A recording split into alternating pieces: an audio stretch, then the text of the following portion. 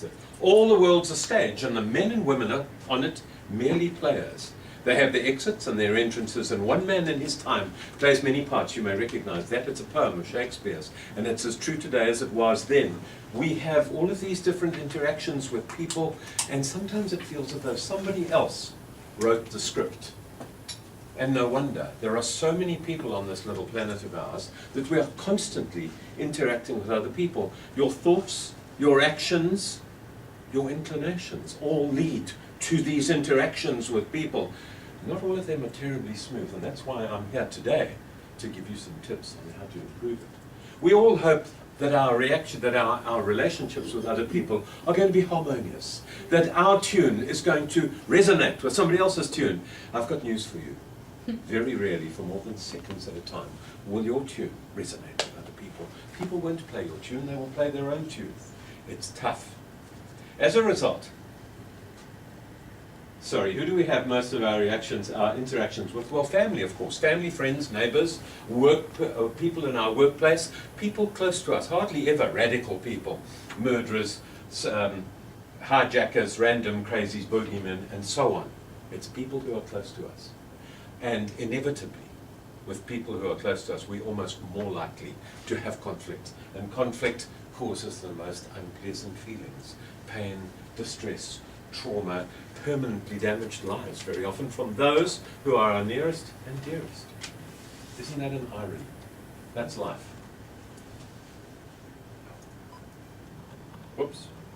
Sadly, the idea of perpetual, I'm lost. What number am I on? 6. I'm trying to do it without my notes. Where do we find these difficult people? Well, amongst our relatives, friends, close people, workmates, and relatives, and so on. This is a useful little scale that'll tell you just how much agony you're in. And I have to tell you that even from a layperson, if your average agony is over 6, you should see somebody to help you. If it's under 6, I'm here to give you some tips on how to improve things and keep it down. I'm going to give you 3 little tools to help you deal with the difficult people.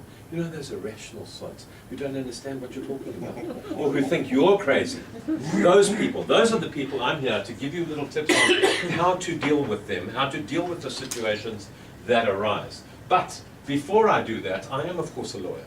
So I must place the disclaimer on record. And that is, I'm not responsible for anything, okay? I cannot guarantee that you're going to be okay with this, because you might well meet all sorts of dangerous and crazy people in your lives, and I certainly can't tell you that this is going to get you out of trouble completely. Especially if such a person is holding a gun or some other dangerous weapon, my little tips may not do the trick. I have to tell you, I don't want to hear from you or your surviving relatives afterwards that I actually told you to do so and so, and that got you the bullet. There's an age-old method of dealing with this type of thing. There's also pleading and begging, as Woody Allen would tell you. Pleading and begging can be particularly effective if you can't get away fast enough because you've got flat feet like I have. So we're going to move away from the really drastic stuff that you would have to run away from, and we're going to deal with the everyday irritations of, as I said, idiots who won't agree with you, won't go along with you. The first point is, when somebody says something that weakens you at the knees because it's so shocking and offensive, the first thing to do is step back. You've got to take a breath and remind yourself that it would be wrong to simply react. And then you step forward and you take responsibility. You can manage this problem. The moment you do that, the moment you don't allow it to offend you, and instead you decide to take the initiative to resolve it, you empower yourself. You calm yourself down, and you empower yourself to take control of the situation. So that's point number 1. Step back, step forward into responsibility. Point number 1. Point number 2, look and listen. We have to be aware of what's going on. Notice the circumstances in which you are. Again, it's enabling you to step back from the immediate confrontation. You're not having somebody in your face. You're actually looking at the circumstances and sizing it up to see where you are. You've got to become a bit of a detective. You've got to examine the person. No bulges would obviously indicate weapons. Nothing in their hands that could hurt you. You've got to listen. You've got to listen to what people have to say. Now, the way to do that is to ask questions. you start asking questions. If somebody's really upset, you might say, I can see that you're really upset. I can see that you're cross with me. Would you mind telling me what it's all about? You are occupying the higher moral ground. You're calming yourself down, and the other person, like a cat being stroked, will begin to purr. The danger, of course, is you might not be able to offload them at that point. The third point, the third skill we need, is we need to have fences. What do I mean by that? Boundaries. Good fences make good neighbors. It applies to all of us in everything we do. We're in crowds of people. We can be outspoken and say things that frankly just offend people because we're saying what we think. If we have a little fence, or maybe a big one, between us and other people, that is boundaries. We need to know how far we can go talking to people. And we need to also say to them, hang on a second, that's none of your business.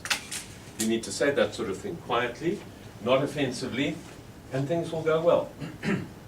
Just remember, 3 points. 1, step back, take a deep breath. 2, part of number 1 is take responsibility. 2 is look and listen, size up the situation and the person involved so that you understand it better.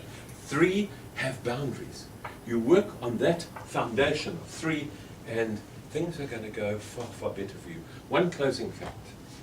If indeed you find yourself, more often than not, tempted to run away, just remember this. You can't run away from the monster that might be in your mind. Bonne nuit.